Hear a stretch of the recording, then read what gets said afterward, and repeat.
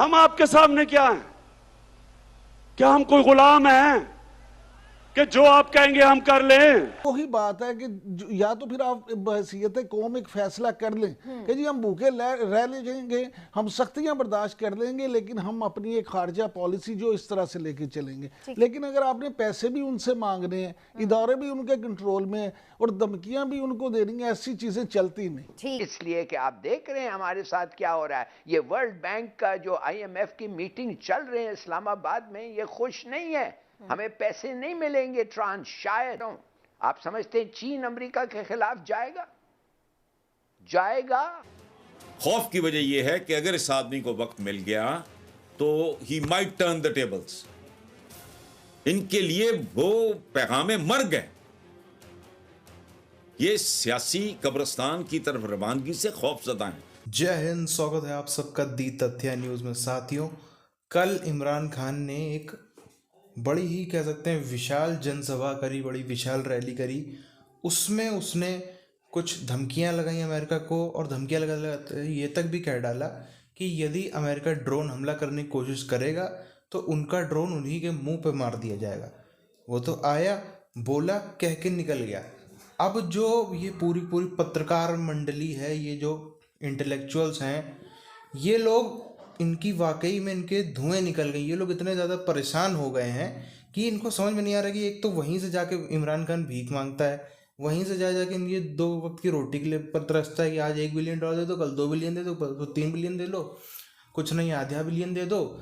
अब ये उन्हीं को आंखें भी दिखा रहे हैं। क्या वो सजा देंगे इस बात की? किस तरीके से वो फटकार मारेंगे और कैसे करके वो जो है वापस ज़मीन पे बैठाएंगे, वो सोच के ही ये लोग खौफ में। पूरी चीज़ क्या उधर चलते हैं। आप चैनल को सब्सक्राइब करके बेल आइकन दबा लें। बात यह है कि ये बड़ी बहादुरी का स्टेटमेंट था, बड़ा ब्रेव स्टेटमेंट था, जरूरत था। इसलिए कि पाकिस्तानियों का ख्याल अमेरिका के बारे में यही है, भाई तुम हमें खत लिखते हो क्योंकि हमने एब्सटेन किया कि हम करने जा रहे थे। क्या ये खत तुमने हिंदुस्तान को लिखा? उन्होंने भी तो आखिर एब्सटेन किया था। ये नहीं है कि सिर्फ वो कश्मीर के क्या ज्यादती कर रहे हैं, वो भी उस वक्त भी एक खत जाना था, मगर उन्होंने भी एब्सटेन किया है। क्या जरूरत है जब हम पिसे हुए हैं हमारे फाइनेंशियल प्रॉब्लम्स में, इस किस्म का तकरीर देना सही है? I don't blame people. इसलिए कि आप देख रहे हैं हमारे साथ क्या हो रहा है। ये वर्ल्ड बैंक का जो IMF की मीटिंग चल रही है इस्लामाबाद में, ये खुश नहीं है। हमें पैसे नहीं मिलेंगे ट्रांस, शायद। तो ये हमारे पे काफी बोझ बन जाएगा। क्या ये वक्त था देयरफॉर ऐसी चीज कह के रिस्क करना? मगर आप कहेंगे कि हमारे क्या कहते हैं, इज्जत के लिए, सेल्फ रिस्पेक्ट के लिए अगर हमें बर्दाश्त करना हो तो करें।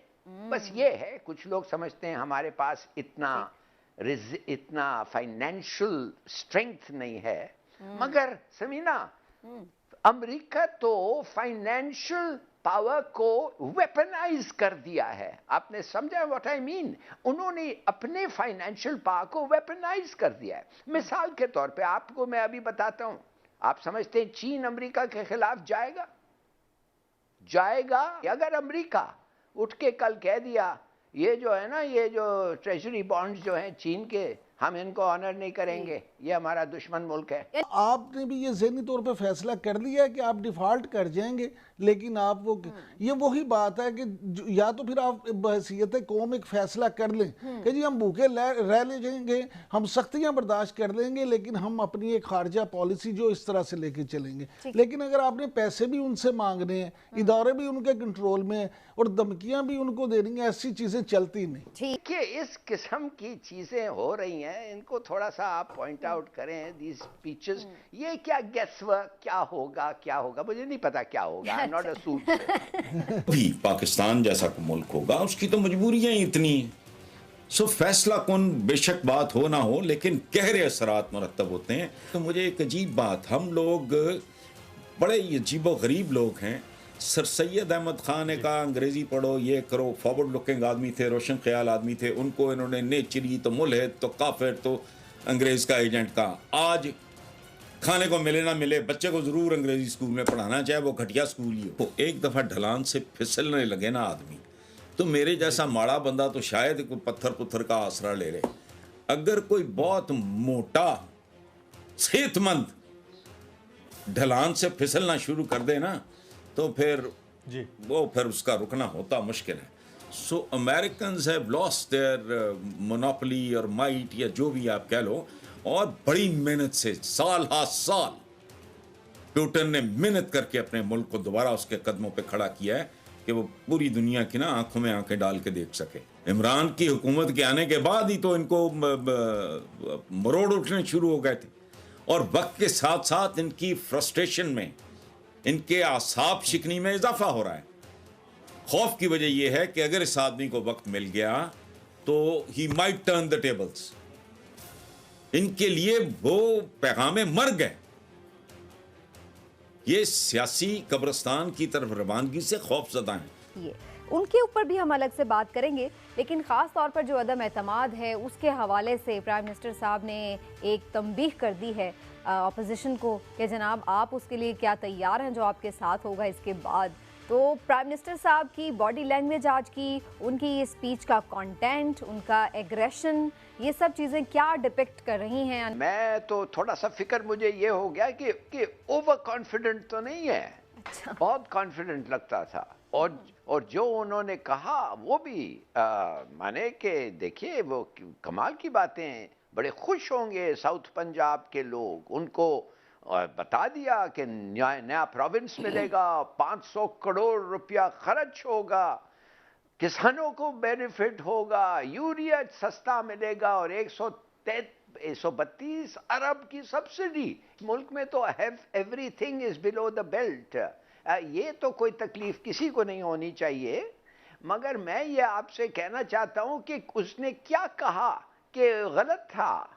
माने उन्होंने कहा कि ये चोरी करते हैं, उन्होंने कहा ये भगोड़े हैं, उन्होंने कहा कि ये सब चीज़ जो कहना था इनके बारे में जो लोग कहते हैं, उसने यही कहा। तो मैं सबक सिखाऊंगा, आप देखते हैं ये क्या सबक उनको सिखाएंगे।